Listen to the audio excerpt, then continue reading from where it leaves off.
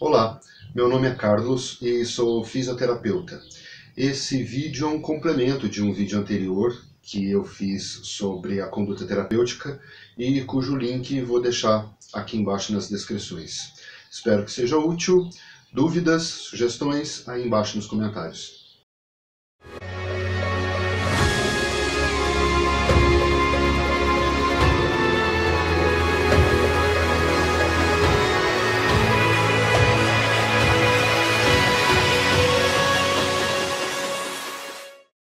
Para exemplificar como funciona essa questão da avaliação, eu estava no estágio ainda da faculdade e eu tenho uma amiga que na época ela não estava se sentindo bem, estava com várias dores no corpo, enfim, e o que estava incomodando mais ela era o joelho.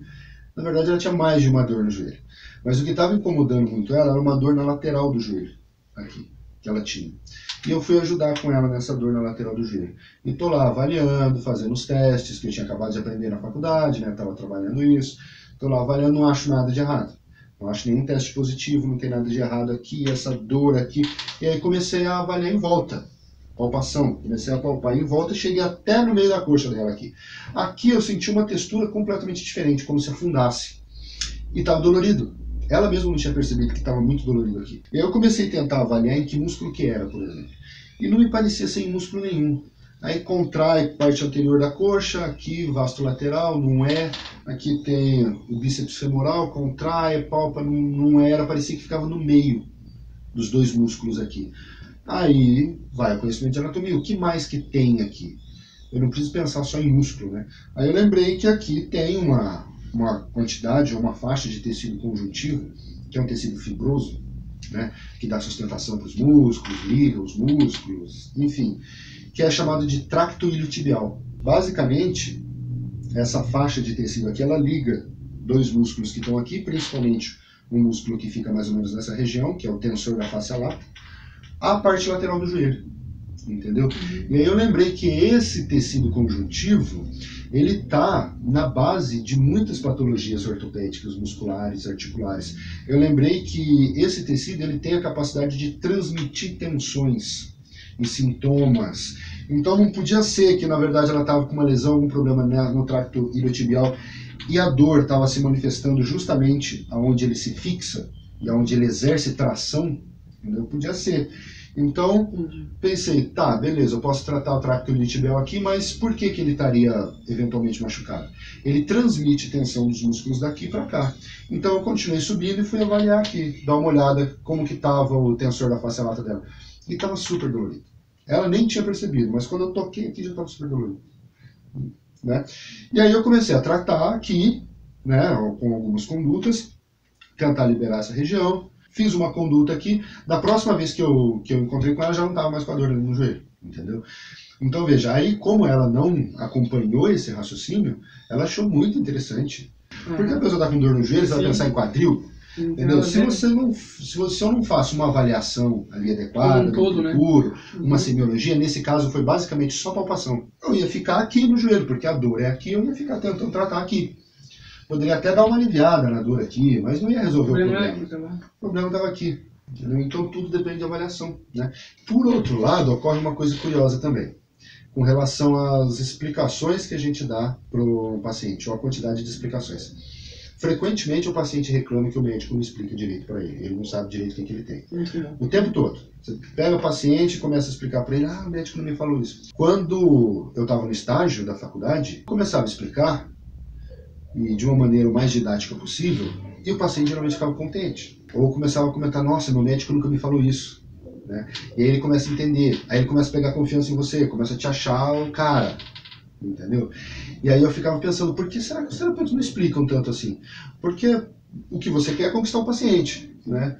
E aparentemente parece tão fácil conquistar um paciente, é só você explicar para ele, fazer ele entender, ele já começa a te achar o máximo. Então por que será que não explicam? Então eu tinha esse hábito, adorava ficar explicando para o paciente tudo. E aí, com o tempo, desde o começo da minha carreira, por assim dizer, começou a acontecer outra coisa. Começou a acontecer umas situações assim, que eu explicava uma coisa para o paciente, passava, sei lá, 6 meses, 1 ano depois, o paciente já estava com outra ideia na cabeça, entendeu? Ele já fazia umas generalizações com base naquilo que eu dizia, enfim, interpretava de uma forma diferente, que às vezes chegava a uma conclusão completamente errada e depois falava, não, mas foi você que disse. Ele falou.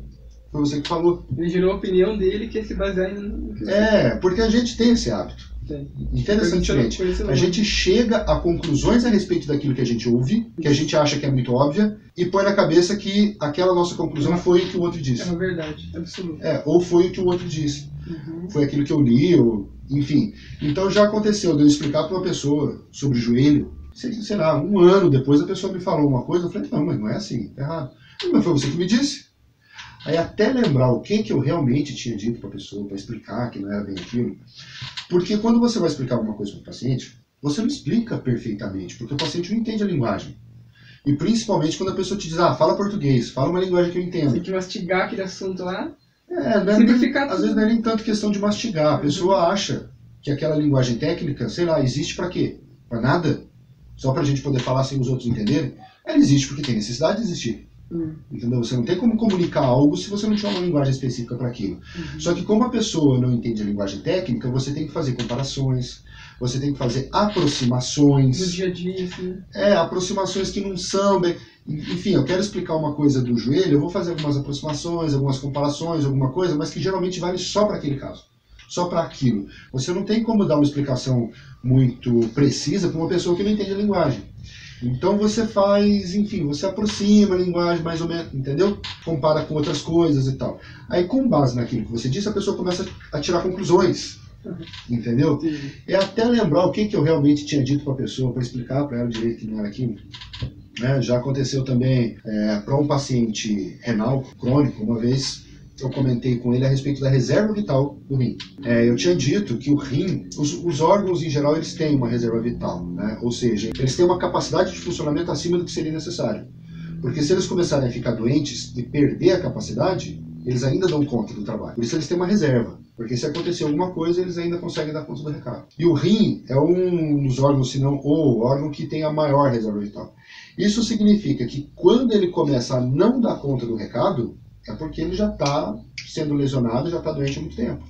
Já é grave. Ou seja, eu falei isso para a pessoa na tentativa de estimular ela a ter mais cuidados com isso. Dá atenção para o médico, adere ao tratamento. A minha intenção era essa. Eu sei que também um ano e meio depois, falando com a mesma pessoa, pegando notícia da pessoa, como é que tá? A diabetes está controlada, não sei que outra coisa está assim.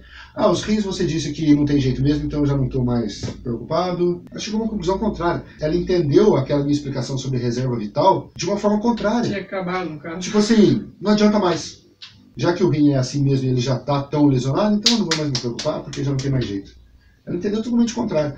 Mas isso foi uma conclusão que essa pessoa chegou a partir da minha explicação, e não exatamente o que eu disse. O que eu disse, a conclusão era para ser o contrário. Só que na cabeça da pessoa, a fala dela é o quê? Você me disse isso. Você disse que não tem mais jeito mesmo? Então não estou me preocupando. Nunca disse que não tinha mais jeito. Agora, imagine se essa pessoa comenta isso com uma outra pessoa que entende do assunto, um outro terapeuta. O fisioterapeuta Carlos lá falou que isso aqui é assim, que não tem jeito mais mesmo. A outra pessoa vai pensar, por isso, esse terapeuta é uma besta. É uma besta. Como é que ele fala um negócio desse? Isso já aconteceu vezes o suficiente para acabar com essa minha disposição de ficar dando muita explicação. Então, quando eu saí da faculdade, eu tinha essa onda de explicar, de conversar. Um ano depois, mais ou menos, eu já tinha chegado à conclusão de que quanto menos eu explicar, melhor. Quanto menos eu falar, melhor.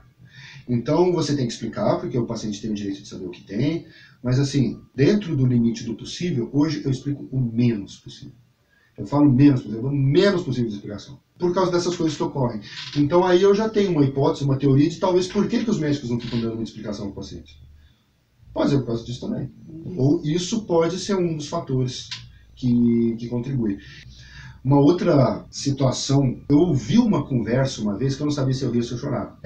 Eu tenho uma prima que é farmacêutica formada, aliás, uma excelente farmacêutica, tem um conhecimento muito grande. Na época que eu estava na faculdade, eu tive a disciplina de farmacologia, mas teve uma época que eu ia visitar ela no trabalho, ela trabalhava na Nicei na época, na Nicei de Shopping Estação.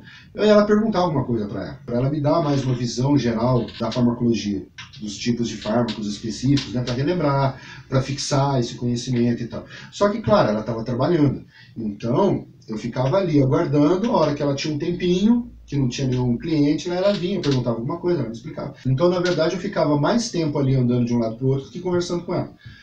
E nesse momento que eu ficava ali de um lado para o outro, eu ficava ouvindo as conversas, atendentes que trabalhavam lá. E eu me lembro de uma conversa que eu ouvi, eu não tenho muito bem na memória o contexto da conversa, eu nem lembro quem direito. Eu sei que a conversa entre as pessoas parece que girava em torno de alguma discussão com algum médico que teve lá na farmácia. Enfim, eu sei que por causa disso, as pessoas estavam conversando assim, imagine, o médico só tem uma disciplina na faculdade inteira lá de farmacologia. Entendeu? Você acha que ele entende tanto assim? Quem entende é o farmacêutico, que tem a faculdade inteira só de farmácia, o médico tem só uma disciplina de farmaco lá. Tá, olha só, o médico tem uma disciplina específica de farmacologia, de introdução à farmacologia. Agora, daí você deduzir que ele só estuda farmacologia nessa disciplina, tinha que ser absurdo. Porque o médico, sei lá, ele tem a disciplina de cardiologia. Ele vai estudar toda a farmacologia da cardiologia naquela disciplina. Tem pneumologia. Ele vai estudar toda a farmacologia da pneumologia naquela disciplina. Sim. Então, na verdade, ele estuda a farmacologia a faculdade inteira. E sei lá, se a faculdade tem 6 anos de duração, a farmacologia deve ter 5. Se você for ver por isso, o médico estuda a farmacologia mais tempo do que o farmacêutico. E estuda dentro do contexto do método terapêutico, porque ele é um terapeuta. Depois ele vai fazer a residência, tem o estágio, vai fazer a residência, ele vai acompanhar o paciente dentro daquele método. Ele avalia, estabelece um diagnóstico, hipóteses diagnósticas. Depois ele tem os objetivos terapêuticos dele segundo aquela hipótese diagnóstica, aí ele vai começar a tratar, ele vai ficar avaliando, dependendo da mudança do quadro do paciente ele vai mudar o tratamento, ou ele eventualmente pode mudar o diagnóstico, ele tem a habilidade nesse trato terapêutico, sabe, do método terapêutico. Então ele conhece a farmacologia, o conteúdo da farmacologia que importa para a terapêutica, e dentro do contexto do método terapêutico. Ele tem um treinamento do método terapêutico. Então, por exemplo, o técnico de enfermagem é um terapeuta? O enfermeiro é um terapeuta? O técnico de enfermagem ele não é um terapeuta, tá? Porque ele não aplica o método terapêutico. Geralmente ele aplica uma conduta terapêutica, mas o responsável por formular aquilo é o enfermeiro. É o enfermeiro. O enfermeiro é um terapeuta. Enfermeiro é terapeuta? O enfermeiro é um terapeuta. Tanto é que esse procedimento de terapêutico, nesse caso vamos chamar de procedimento de enfermagem, ele está definido em lei, inclusive. Existe uma lei lá da enfermagem que define o procedimento, que é esse método terapêutico, só que dividido de uma forma um pouco diferente. O técnico de enfermagem, ele meio que aplica as condutas que o enfermeiro pode estabelecer. Ele pode fazer um atendimento domiciliar, só que aí é claro, se tiver dentro da competência dele. Eventualmente, se não tiver dentro da competência dele, e isso vale para qualquer terapeuta, ele vai indicar para um terapeuta adequado. Por que que os médicos encaminham pacientes para fisioterapia? Porque médico não é fisioterapeuta, médico não sabe fazer fisioterapia, não é da competência deles. Todo mundo tem a sua competência.